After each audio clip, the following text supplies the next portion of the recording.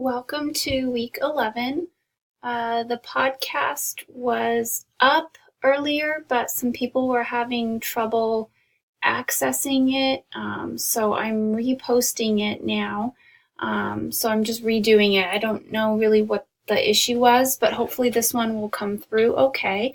But again, if anyone has trouble with the podcast, please let me know so that I can attend to it and fix it.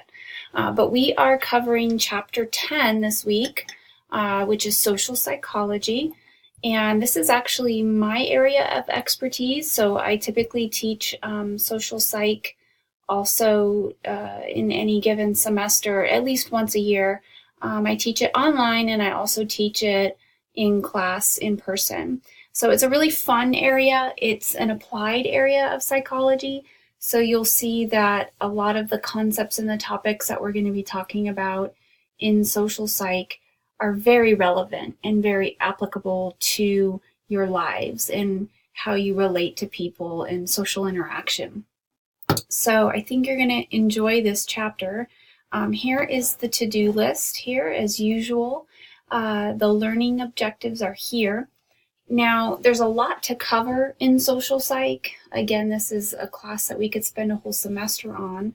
But I try to touch on all of the main topics, and we unfortunately then don't have time to get into a lot of detail in any one particular area. But we will cover social norms, what causes people to conform to the actions of others, what influences us to want to go along with what other people are doing. We'll talk a little bit about compliance and obedience. Compliance is complying with someone, usually via a direct request, someone asking something of you. Obedience is more compliance, but in terms of an authority figure. So we more likely see obedience happening when there's different power statuses going on, like with parents or teachers or bosses or commanding officers, things like that. So we're going to take a look at how those differ and the role that norms play. We're also going to take a look at our attitudes. How do we develop our attitudes about things? Why do we think what we think? Where does that come from? And once we've formed an attitude, how hard is it to change? And how does it reflect it in our behavior? Sometimes we think something but do something else. And sometimes we're doing something and we know we shouldn't, or we don't feel a certain way about it. So what happens when that occurs? We'll be taking a look a little bit at that. We'll also get into looking at how we categorize people. So this kind of touches on some of the concepts from cognition. How do we develop stereotypes of people? This is where we start to get into prejudice and racism. Stereotypes are often the core of prejudice and discrimination. But it all comes from how we categorize individuals, in groups, out groups, how much attention we pay to certain factors of a group of people. And then the attributions that we make, which is basically the causal explanations. Why does a person act the way that they act? We give a reason for it. That's an attribution. So then we'll take a look at all of those in relation to how they operate in prejudice and discrimination. We'll also be looking at different social factors that can play a role.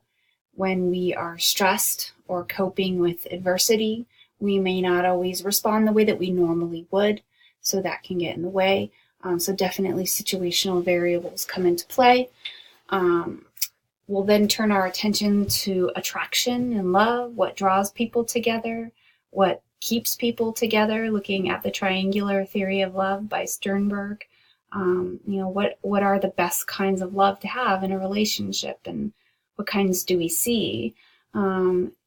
Quite the opposite from that is aggression. We'll spend a little bit of time on the biology of aggressive behavior as well as environmental influences, where we'll take a little bit of a look at the nature versus nurture debate there. And how much does environment play a role and how much does biological influences play a role, like genetics. And then we'll finish with looking at prosocial behavior, which is really altruism. An altruistic act is one that's done for the benefit of others, not necessarily for you, the person. Maybe even you are at harm by acting altruistically, like in hero response, when you have somebody that dives into a river to save someone. They could potentially die, but they do it for the good of the other person. And we'll look at how that plays a role in the bystander effect. How do we act when there's other people around? Does it influence our likelihood of helping another person in need? And then finally, we'll just wrap it up with looking at the field of neuroscience, which is a new segment. This edition of the textbook added this in to look at what the brain is doing, particularly with aggression and love. There's some interesting research on parts of the brain that are active, and what we know from it tells us a little bit about maybe how we fall in love or who we fall in love with, and maybe where aggression comes from. So it's a fun chapter. Here are the lecture slides. And again, I just want to reiterate, I've had a couple conversations with students just how best to be using the lecture slides. If you open the slides in presenter view, you're going to see just how you would see the slide in the classroom. Like if I were to show these slides in the classroom, that's what you would see. If you open them in the notes mode, you'll actually see notes that I write that give a little bit more information about each slide. Sometimes I don't do that. Sometimes I do. It just depends on the slide. It's got photo credits and stuff in there, which I have to do whenever I post photos and pictures of anything.